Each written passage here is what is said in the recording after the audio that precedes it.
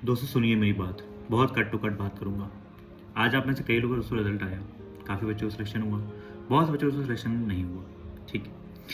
अब से जिन बच्चों का सिलेक्शन नहीं हुआ, आपके दिमाग में बहुत सारे थॉट्स आ रहे होंगे चीज़ों को लेके, क्विट कर दूँ, नहीं करना चाहिए, क्या मुझसे कभी होगा कि नहीं होगा, ऐसा है वैसा है, सबके थॉट्स अपने अलग अलग हो रहे होंगे। देखो 3-4 बातें करूँगा, एकदम सीधी बात सुनना ध्यान से, एकदम बस ध्यान सुनना, जो मैं अपनी फीलिंग जो दिमाग में है आप लोग के शाम से कमेंट देखते हुए उसकी बात करूँगा। सबसे पहले बात ये कि ज़िंदगी में कभी भी एक्सट्रीम स्टेप का मत सोचना। जैसे मैंने अभी एक शॉर्ट डाला था कि रिजल्ट आउट हो चुका है, उसमें सबसे पहले जो मैंने पिन कमेंट किया उसमें रिप्लाई में एक देखना, एक बच्ची कहती है सर मैं सिलेक्शन नहीं हुआ, मन कर रहा है सुसाइड कर लूँ। बोलना मैं मानता हूँ बोलना आसान है, दुख बहुत हो रहा होगा, लेकिन एक बात ये ऑनेस्टली समझ लो, जिंदगी नहीं है एग्जामिनेशन, ठीक है। सुसाइड दिमाग में ये थॉट्स को बिल्कुल नहीं लाने का ना। जिंदगी एक मिली है, उसको मस्त फोड़ेंगे, अच्छा करेंगे। सेटबैक्स तो आएंगे ना। आपको क्या लगता है किसी की लाइफ ऐसे चलती है क्या? ऐसे सेटबैक्स आके लाइफ सबकी बनती है। तो this is one of the setback, पहले इसको एक्सेप्ट करो, ठीक है। अच्छा, मैं आपको एकदम वो बात एकदम नहीं बोलूंगा और जैसे कि सिग्निफिकेंट बात है भाई ठीक है कुछ नहीं होता, कल जाके लग जाओ, ये सब ऐसा है वैसा, ऐसा कुछ नहीं है। मैं मानता हूं फेलियर हुआ है। देखो दोस्तों, फेलियर हुआ है, यहाँ पे मैं आपको खुद टाइम दे रहा हूं। मैं आपसे ये नहीं बोल रहा कल जाके स्टार्ट कर दो। Take your time, absorb your failure today. आज इसको एब्जॉर्ब करो ढंग से और मेरी बात सुनो ध्यान से। देखो सुनो, अगर आपका दोस्तों जो एग्जामिनेशन अभी नहीं निकला, मान लो आईपीएस पीओ का, ठीक है, सबसे पहली बात ये सुनिए कि देखिए अगर दोस्तों आप सच में बहुत साल से प्रिपरेशन कर रहे हैं, जैसे मान लीजिए आपको 4 साल हो गया, 5 साल हो गया, कुछ बहुत टाइम, अच्छा खासा टाइम हो गया, और अभी भी दोस्तों आप लोग का प्रीलिम्स नहीं निकलता, तो दिस इज रियली ये टाइम है कि आप सही में सोचो इसको बैठ के कि सिचुएशन क्या है। मैं अगर 3-4 साल में एक प्रीलिम्स भी नहीं निकाल पा रहा हूँ तो क्या मेरे लिए रियली बैंक एग्जामिनेशन बना है नहीं बना? ये बस तो मैं खुद बोल रहा हूँ, बैंकिंग का टीचर जो कि आपको कोई नहीं बोलेगा। वो क्यों बोलेगा भाई? उसको कोर्स अपने बेचने वो क्यों बोलेगा क्या? लेकिन तो मैं खुद बोल रहा हूँ, अगर आपको इतना टाइम हो गया है, 3-4 साल आपने इतना दे दिया है तो ईमानदारी से अपने आप से ये बात करो कि क्या चीज़ें मेरे लिए बनी हैं, क्या मैं सच में इंप्रूव किया हूँ, मैंने कुछ प्रीलिम्स निकाले हैं, मेंस दिए हैं, या तो कुछ भी मैंने अगर मैंने अचीव किया है तो मुझे आगे इस पे जाना चाहिए। अदरवाइज मुझे कुछ और सोचना चाहिए कि मैं और क्या कर सकता हूँ या कर सकती हूँ। पहली बात ये। दूसरा, अगर आपका दोस्तों स्टार्टिंग के अटेम्प्ट है, जैसे मान लीजिए 1 साल है, पहला साल आपका चल रहा है, दूसरा साल चल रहा है, आपने अभी 6 महीना हुआ है, कुछ अभी स्टार्ट क्रिएशन किया ही था, लास्ट ईयर दिया दोस्तों, कुछ नहीं हुआ तो शायद लास्ट ईयर प्रीलिम दे दिया था, मतलब अगर ऐसी सिचुएशन पे आप हैं कि अभी 1-2 साल हुआ है, 2-2.5 साल हुआ है, तो दोस्तों इतना देखो टाइम लगता है। मुझे दोस्तों खुद, मैं मतलब ऐसा नहीं मैं बहुत सोचरम खा हूँ, लेकिन दोस्तों मैं ये मानता हूँ कि ठीक है मेरी क्वांट वगैरह ठीक ठाक थी और कई चीज़ों में थोड़ा सा अच्छा था, मैंने तैयारी की थी। तो दोस्तों वहाँ पे मुझे खुद सोचो 1.5 साल लग गया था। जो मेरा पहला अटेम्प्ट था आईपीएस पीओ का, मेरा प्रीलिम्स मेंस हो गया लेकिन मुझे इंटरव्यू नहीं निकला था। मैं खुद दोस्तों इस बात को एक्सेप्ट नहीं कर पा रहा था कि मेरा निकला क्यों नहीं, because I was pretty much sure कि मेरा इंटरव्यू से बहुत अच्छे मार्क्स थे, मेंस में कट ऑफ अच्छे मार्क्स थे, इंटरव्यू नहीं हुआ। तो एक बात दोस्तों ये भी उस दिन समझ में आई कि जिंदगी में हमेशा आपका स्कोर, हमेशा हार्डवर्क ही काम नहीं करता है। कई बार लक, कौन सा दिन है, कहाँ हो, कैसी सिचुएशन है दोस्तों, लक बहुत मैटर करता है।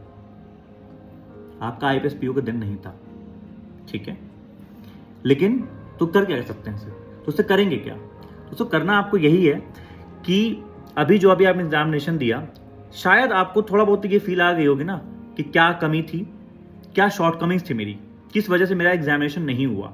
स्पीड कम थी, चीज़ों कर नहीं पाया, रीजनिंग में दिक्कत थी कि इंग्लिश में बहुत कॉम्पिटेंट मैं कर पाया, क्वांट में बहुत मेरे कॉम्पिटेंट हो रहे, 10 से ऊपर नहीं जा रहे थे, कुछ मतलब सिचुएशन जो भी होगी वो आपको अच्छे से पता होगी। Write your shortcomings today, it's day to realise, it is the day to make you for your future, ठीक है। जो आपके आगे एग्जामिनेशन हैं, आईपीएस क्लर्क है, ऐसे AA है, देखो मैं ये बात बोलूंगा, अगर आपने इस साल चुना था कि मुझे इस साल सारे साइकिल एग्जामिनेशन देने हैं, तो सारे साइकिल एग्जामिनेशन इस बार दे लो पहले। अभी ये आपका पहला था आईपीएस पीओ, ठीक है, नहीं हुआ कोई बात नहीं, अभी एसबीआई क्लर्क है, आईपीएस क्लर्क है, एलआईसी है, आरआरबी है, पीओ क्लर्क। तो जो ये आप डिसीजन बनाना चाहते हो कि जैसे मान लो मुझे अगर क्विट करना है, कुछ भी करना है, कोई बात नहीं कर लेना, लेकिन ये पूरी साइकिल को ढंग से दे दो। और हाँ, जो आईपीएस पीओ में शॉर्टकमिंग थी उस पर काम जरूर करना, क्योंकि अगर वही फ्लो से दोगे जो आईपीएस पीओ में दिया था तो शायद आपका अगला भी नहीं निकले। तो जो भी आपका कम था, चाहे आपका क्वांट में वीक था, रीजनिंग में वीक था, इंग्लिश जो भी आपका वीक था, उस पर काम करो। उस पर ढंग से काम करो, आईपीएस क्लर्क के लिए काम करो, उस पर फोड़ो, उसको ढंग पे काम करो, अगले 2 महीने ढंग से दे लो, चाहे वो क्वांट चाहे रीजनिंग, कि मैं आरआरबी पीओ आरआरबी क्लर्क में ये दिक्कत नहीं छोड़ूंगा जो मेरे साथ दिक्कत हुई आईपीएस पीओ में।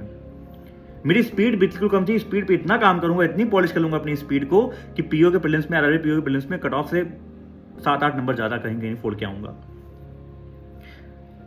देखो दोस्तों, 2 तरीके होते हैं सिचुएशन को डील करने के। एक बच्चे का मैं कमेंट पढ़ाता हूँ, शायद आपको दिखा भी दूंगा अगर यहाँ पे लग जाए तो, मैं एडिटिंग कर पाया तो, कि आप जाकर देखना मेरी आईपीएस पीओ मेन स्ट्रेटजी वाली मैंने भी डाली है वीडियो, उसमें एक बच्चा बोलता है कि सर नहीं हुआ, लेकिन हाँ समझ में आ गया क्योंकि सर बच्चों का कुछ, देखो दोस्तों ऑनेस्टली कट ऑफ जो आप लोग को लग रहा है, जैसे आपने देखा ही होगा कि कई बच्चे जनरल हैं, अब तो वो सही बोल रहे हैं, झूठ बोल रहे हैं, लेकिन मैक्सिमम बच्चे सही बोले, झूठ क्यों बोलेगा, कि दोस्तों 55 अटेम्प्ट्स क्लियर जनरल से। दोस्तों अगर 55 अटेम्प्ट्स पे बच्चों को क्लियर हो रहा है, 56 अटेम्प्ट पे, 70 अटेम्प्ट पे, 73 अटेम्प्ट पे सबका हो रहा है, तो दोस्तों कहीं ना कहीं 56 अटेम्प्ट मतलब आपके जो अटेम्प्ट, अच्छा कई बच्चों के दोस्तों अटेम्प्ट जो थे आपके 60s में थे, इवन 70 में क्या पता रहे हो और आपका ना हुआ हो। तो दोस्तों एक बात देखो, सिचुएशन को देखने 2 तरीके होते हैं।